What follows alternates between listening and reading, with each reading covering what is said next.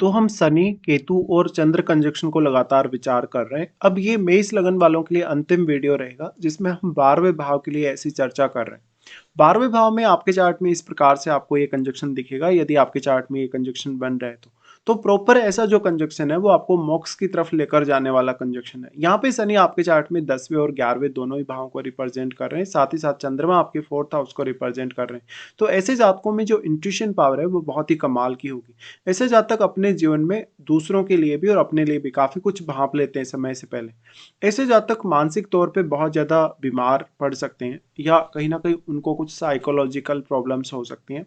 ऐसे जातकों के मन में हमेशा थोड़ा भय या डिप्रेशन या एंग्जाइटी जैसी स्थिति रहेगी। ऐसा जातक मानसिक तौर पे अपने आप को उतना ज्यादा स्टेबल नहीं पाता कभी कभी। ऐसे जातक अक्सर अपने आप को बहुत ज़्यादा या तो अकेला फ़ील करेंगे या तो वो पूरी फ़ैमिली के साथ रहते हुए भी बहुत ज़्यादा डिप्रेशन में आ जाएँगे या एंग्ज़ायटी में आ जाएँगे। ऐसे जातकों में बहुत सारी हिडन क्षमताएँ हो सकती हैं जो इनको स्वयं को भी नहीं पता। ऐसे जातकों को अनिद्रा से संबंधित दिक्कतें हो सकती हैं या ज़्यादातर एकांत में रहें या बहुत ज़्यादा चिंता कर रहे हैं, बहुत ज़्यादा सोचे ही जा रहे हैं या अकेलेपन की भावना के साथ-साथ कहीं न कहीं अगर यहाँ शनि का प्रभाव ज़्यादा हो चंद्रमा पर तो ये अकेलेपन की भावना काफ़ी ज़्यादा बढ़ जाएगी। अब ये कंजक्शन आपको मोक्ष दे सकता है या मोक्ष की तरफ काफ़ी तेज़ी से लेकर जा सकता है। तो वो लोग जो ज़्यादातर पूजा-पाठ करते रहते हैं, कोई साधना या सिद्धि की तरफ जाते रहते हैं, उन लोगों के लिए ऐसा कंजक्शन बहुत ज़्यादा सपोर्टिव होगा। ये कंजक्शन आपके बहुत सारे खर्चे करवा सकता है, इवन आपको वेल्थ से बहुत ज़्यादा रिटेच कर सकता है। तो जो भी आप खर्चे करेंगे, जहाँ-जहाँ भी आप अपना पैसा लगाएँगे, वो पैसा या तो आपका बहुत ही ज़्यादा शुभ कार्यों में लगेगा, जैसे आप चैरिटी वगैरह कर देंगे, किसी को दान वगैरह कर देंगे, तो इस प्रकार के कार्यों में आप इन्वॉल्व हो सकते हैं। अब यहाँ चंद्रमा सबसे ज़्यादा आपके लिए प्रॉब्लम बनेगा क्योंकि चंद्रमा 4th हाउस का लॉर्ड है तो फैमिली प्लानिंग करना उतना आसान नहीं होगा और चंद्रमा आपकी माताजी को भी रिप्रेजेंट कर रहे हैं। माताजी को रिप्रेजेंट करने की वजह से इस बात की संभावना काफ़ी ज़्यादा है कि उनके साथ आपके रिलेशन बहुत ज़्यादा प्रभावित हो सकते हैं। ऐसे जातकों को अपने रिश्तों में एक अज्ञात सा भय सताता रहेगा हमेशा ही। तो मदर का स्वास्थ्य बहुत ज़्यादा खराब रह सकता है या तो इमोशनली या मेंटली आप अपनी मदर की जो भावनाएँ उनको नहीं समझ पा रहे हो। चंद्रमा की इस स्थिति की वजह से रात को आपको कुछ खराब सपने आ सकते हैं, कुछ भयावह या डरावने सपने आपको आ सकते हैं। लेकिन आप अगर साधना वगैरह कर रहे हैं, अगर सिद्धि वगैरह कर रहे हैं कोई, तो आपके लिए ये कंजक्शन उतना ही ज़्यादा फ़ेवरेबल है। ऐसे मामलों में फिर आपको जो अनुभव होंगे साधना या सिद्धि के, वो काफ़ी ज़्यादा यूनिक होंगे। हालाँकि ऐसा कंजक्शन आपकी भावनात्मक रूप से जो फीलिंग है, उसको और भी ज़्यादा गहरा करने का कार्य करता है। लेकिन इसका फ़ायदा आपको अपने टैलेंट के मामले में उठाना चाहिए। बट वास्तव में आप बहुत ज़्यादा फ्रस्ट्रेशन में आ जाते हैं या बहुत ही ज़्यादा ओवरथिंकिंग कभी-कभी करने लगते हैं। केतु की यहाँ जो उपस्थिति है वो यहाँ सारी की सारी एनर्जी अपने आप में समाहित करेंगे और आपको बहुत ही ज़्यादा अकेलेपन की भावना देने वाले। ऐसा जातक अगर अकेला कहीं भी अगर रहेगा या कहीं भी अगर जाएगा या अगर रात्रि के समय भी वो अगर अपने घर में अकेला हो तो वो काफ़ी ज़्यादा डर जाएगा अचानक से। ऐसे जातक वास्तव में तनावपूर्ण हो सकते हैं कभी-कभी, अपना वो काम भी बहुत ज़्यादा कंफर्टेबली नहीं कर पाएँगे। ऐसे जातकों का जो आध्यात्मिक झुकाव है या जो मोक्ष की खोज में जो झुकाव वो काफ़ी ज़्यादा रहता है और आध्यात्मिक रूप से ये बहुत ज़्यादा ऊँचाइयों को भी छू सकते हैं अपनी लाइफ़ में। तो अब आपका जो मन है उसको आप कितना ज़्यादा स्ट्रॉन्ग कर पाते हैं या मन को कितना ज़्यादा स्टेबल कर पाते हैं, इस पे आपको ध्यान देना होगा। अगर यहाँ बृहस्पति की दृष्टि पड़ रही हो, तो आपकी जो इंट्यूशन पावर है वो और भी ज़्यादा तेज़ी से बढ़ सकती है।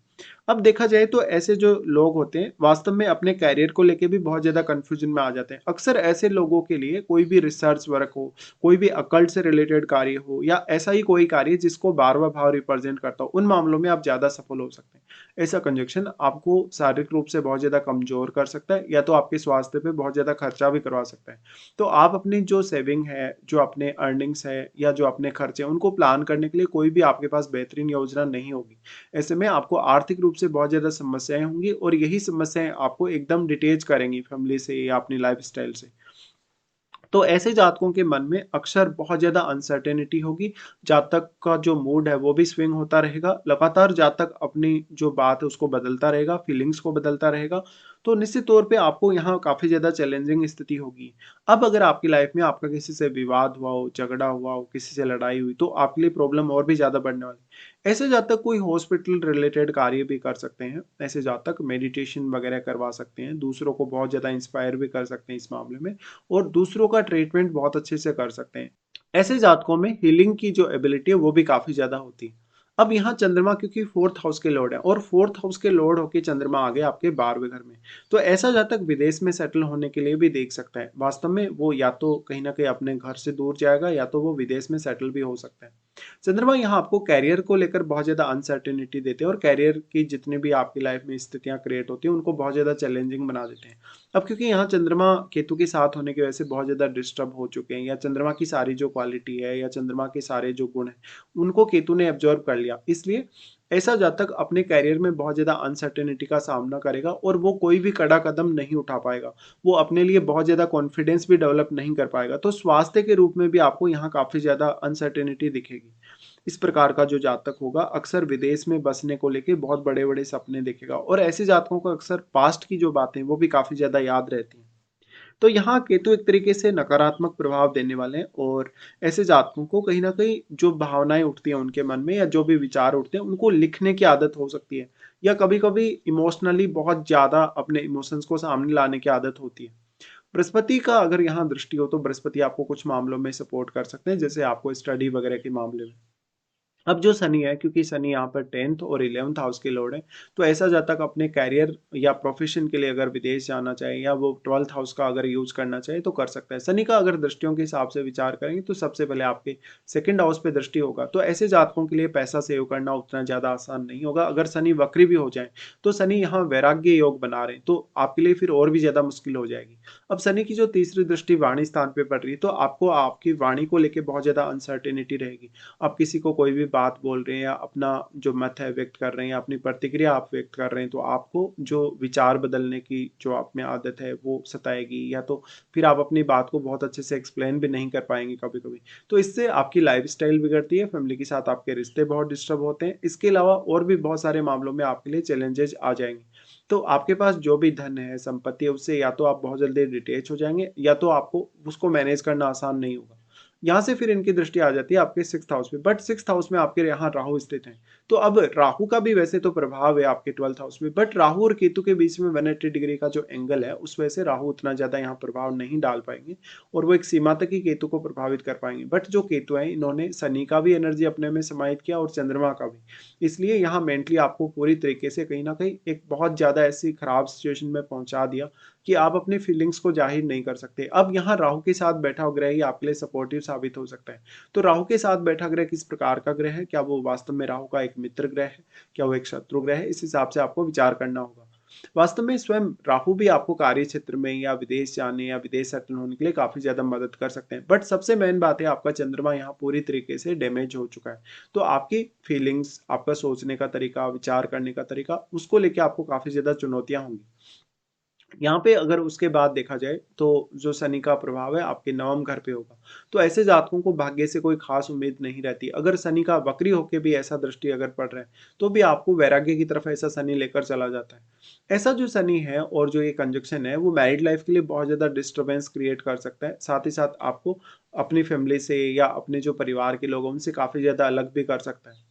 लेकिन शनि का नवम भाव पे प्रभाव होने से जातक धार्मिक और आध्यात्मिक मामले में काफी सक्रिय रहता है। वो कोई बहुत बड़ा एक लीडर या कोई ऐसा आध्यात्मिक व्यक्ति हो सकता है जो काफी ज्यादा फेमस हो अपनी बातों की वजह से या अपने जो भी विचार वो लोगों के सामने व्यक्त करता है।